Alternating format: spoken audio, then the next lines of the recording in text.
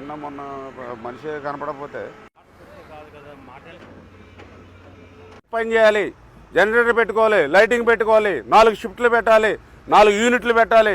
అక్కడ యూనిట్ అక్కడే, ఇక్కడ యూనిట్ ఇక్కడే, అక్కడ యూనిట్ ఇక్కడే అని క్లియర్ ఇన్స్ట్రక్షన్ ఇచ్చాను సూర్యరావు గారు. మరి చెప్పినప్పుడు అమలు చేయాలి మీరు. ఇది పబ్లిక్కి ఎఫెక్ట్ అయ్యే పని. 10 రోజులు బస్సులో పడుకుని పనిచేశాడు ఆయన.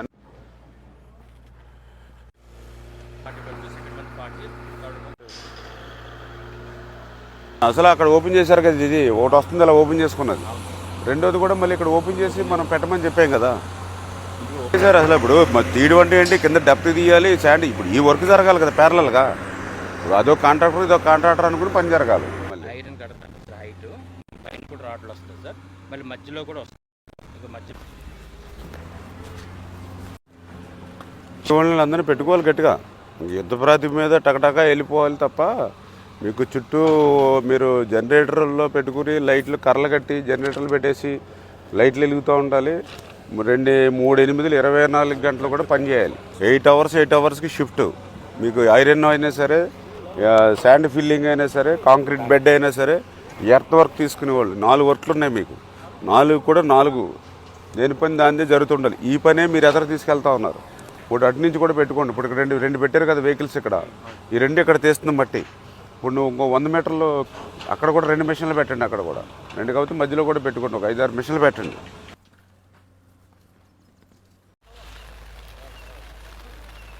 అక్కడ మనకి ఇవన్నీ 15 రోజుల నుంచి కూడా ఇంప్రూవ్ చేయలేదు. మళ్ళీ మీరు ముందు ఎలాగ 10 రోజులు పోయింది.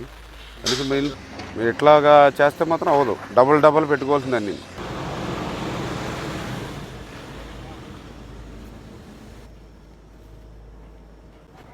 లారీ దగ్గర అదే 100 సార్, అక్కడి నుంచి ఇంకో 100 సార్.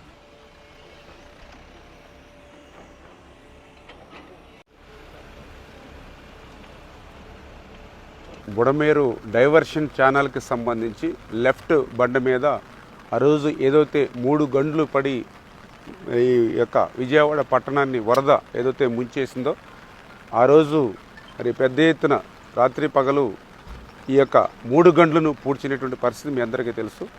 భవిష్యత్తులో కూడా ఎక్కడైతే గతంలో గంటలు పడ్డాయో అక్కడే మళ్ళీ గంటలు పడేటువంటి అవకాశం. ఎందుకంటే మొన్న వరదకి కాదు, గతంలో ఎప్పుడు వరద వచ్చినా కూడా ఈ ప్రాంతంలోనే పులివాగుకి వచ్చేటువంటి ఏదైతే వాగు ఉందో దానికి ఆపోజిట్గానే ఈ బండ ఉండడం వల్ల ప్రతిసారి ఇక్కడే బండకి గండి పడుతుందని ఏదైతే అధికారులు కానీ ఇక్కడ ఉన్నటువంటి స్థానికులు కానీ చెప్పినటువంటి మీదట గౌరవ ముఖ్యమంత్రి గారి యొక్క ఆదేశాల ప్రకారం 28 కోట్ల రూపాయలతోటి ఈ 3 గంటలు వెంబడి కూడా ఒక పర్మనెంట్గా ఒక సీసీ వాల్ని నిర్మాణం చేయాలని చెప్పేసి టెండర్స్ని కూడా మనం పిలవడం జరిగింది. అందులో అగ్రిమెంట్ వాల్యూగా 23 కోట్ల రూపాయలతో పనులు చేపట్టడం జరిగింది. అయితే ఆ చేసేటువంటి పనుల్ని మరి ఇంకా వేగవంతం చేయవలసిన అవసరం అయితే ఖచ్చితంగా ఉంది. ఎందుకంటే ఈ ప్రారంభించినటువంటి పనులన్నీ కూడా అప్పుడే నేను 3 సార్లు ఇక్కడికి రావడం జరిగింది. చాలా నత్తనడకన నడుస్తున్నటువంటి పరిస్థితి. ఇట్లా అవుతే ఈ సీజన్లో పూర్తి కాగనేటువంటి పరిస్థితి ఉంటుంది. అందుకే ఇప్పుడు ఏజెన్సీని కూడా క్లియర్గా హెచ్చరించడం జరిగింది. అధికారులను కూడా సీరియస్గా హెచ్చరించడం జరిగింది. ఆ ఏజెన్సీకి కూడా ఆల్రెడీ ఇప్పుడే ఒక నోటీస్ కూడా ఇవ్వడం జరిగింది. అవసరమైతే ఇన్ టైంలో చేయకపోతే బ్లాక్ లిస్ట్లో కూడా పెడతామని చెప్పేసి కూడా హెచ్చరించి ఈ యొక్క ప్రజలకి ఏ విధమైన ఇబ్బంది లేకుండా ఇమ్మీడియట్లీ యుద్ధ ప్రాతిపదికన షెడ్యూల్ని కూడా ఎవ్రీడే ఏ రోజుకు ఆ రోజు జరిగేటువంటి పని కూడా షెడ్యూల్ని పెట్టుకుని షిఫ్ట్లు కూడా 3 షిఫ్ట్ల కింద 3, 8, 24 గంటలు షిఫ్ట్లు పెట్టుకుని యుద్ధ ప్రాతిపదికన ఆ పనులు ఏదైతే ఈ నత్తనడకన జరుగుతున్నటువంటి పనులను స్పీడ్ చేసేటువంటి విధంగా రేపు వర్షాకాలం అంటే ఈ సీజన్ ఆల్రెడీ స్టార్ట్ అయిపోతుంది.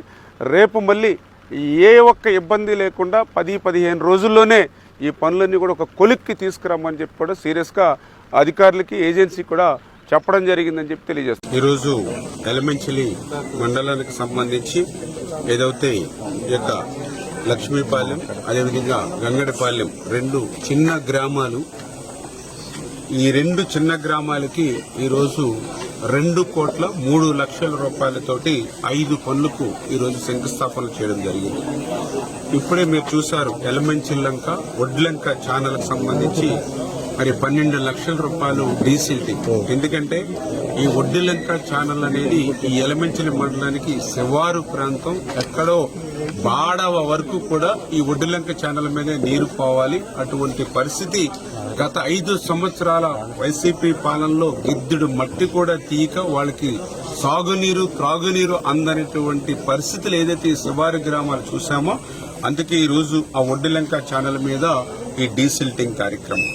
అదేవిధంగా ఇప్పుడు మీరు చూసారు ఏదైతే ఒడ్డిలంక ఛానల్ మీద 81 లక్షల రూపాయలతోటి ఒక సీసీ వాల్ నిర్మాణం.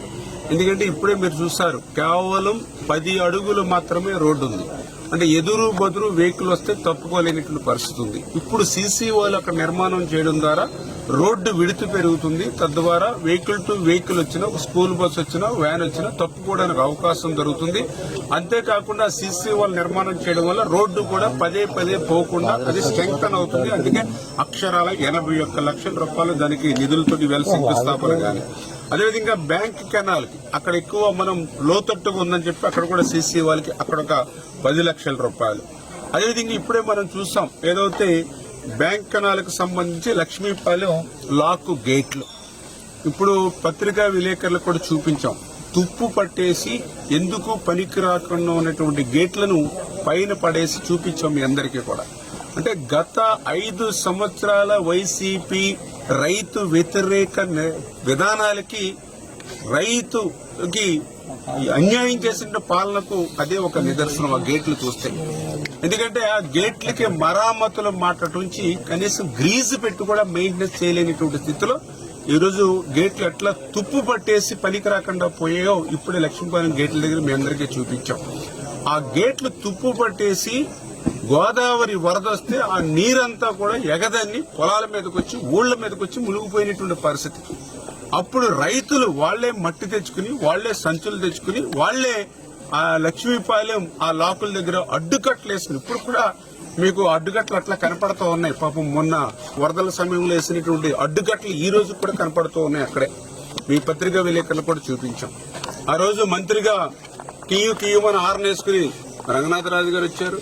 ఆ రోజు ఇంకొక మంత్రిగా మరి సైరన్ వేసుకుని ఆ రోజు కారుమూరి నాగేశ్వరరావు వచ్చారు. మరి వీళ్ళిద్దరికీ తోడుగా ఇక్కడ ఎవరైతే ఇన్ఛార్జిగా పెత్తనం సాధించారో ఆ ఇన్ఛార్జీలు వచ్చారు. వచ్చేవారు, చూసేవారు, వెళ్లిపోయేవారు. నేను అడుగుతూ ఉన్నా, 5 సంవత్సరాల్లో ₹1 కూడా ఆ గేట్లకి ఎందుకు మీరు పెట్టలేకపోయారు? అంటే ఎంత దుర్మార్గమైన పాలన అర్థం చేసుకోండి. ఈ రోజు మేము అధికారంలోకి వచ్చాం. నేను కూడా ఆ రోజు ప్రతిపక్షంలో ఉన్నప్పుడు నేను కూడా చూశాను ఆ గేట్ల పరిస్థితి. అక్కడ ఆ బస్తాలవి మేమే దగ్గరుండి రైతులతో కట్టించి అక్కడే భోజనం, ఆ గట్టు మీదే నేను కూడా అక్కడే భోజనం కూడా చేశాను. ఆ రోజు గుర్తున్నాయి నాకు.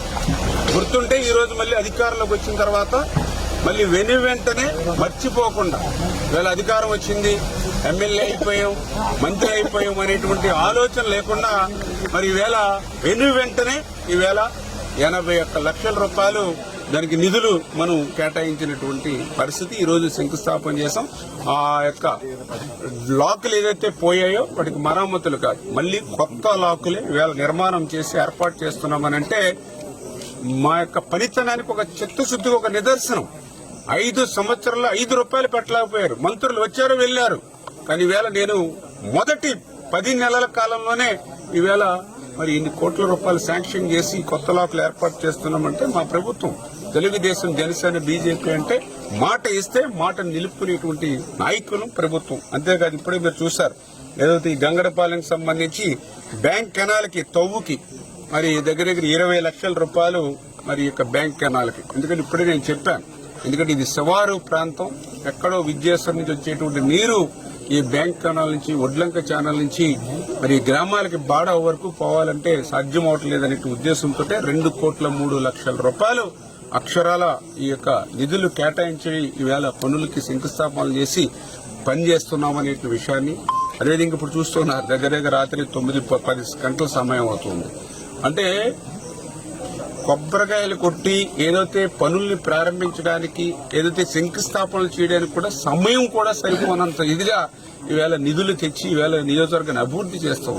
అందుకే ఈవేళ ఆనందంతో సంతోషంతో ఎక్కడ చూసినా కూడా రైతాంగం పచ్చ జెండాలు పట్టుకొచ్చి ముందుకొచ్చి స్వాగతం పలుకుతున్నారు. సోదరిమణులు అయితే పూలు జల్లి వద్దన్నా కూడా వెనుకన్నా అభిమానాన్ని చూపిస్తూ ఉన్నారని అంటే గత 5 సంవత్సరాల వాళ్ల పాలనకి ఈ 10 నెలల పాలనకి ఎంత వ్యత్యాసం ఉందో మీరే అర్థం చేసుకోవాలని చెప్పి తెలియజేసుకుంటూ ఇటువంటి ప్రభుత్వానికి ఇటువంటి పనిచేసేటువంటి నాయకత్వానికి ఎప్పుడు కూడా అండదండలు అందించాలని మరొక్కసారి మీ ద్వారా అందరినీ కూడా కోరుకుంటున్నాం. థాంక్యూ.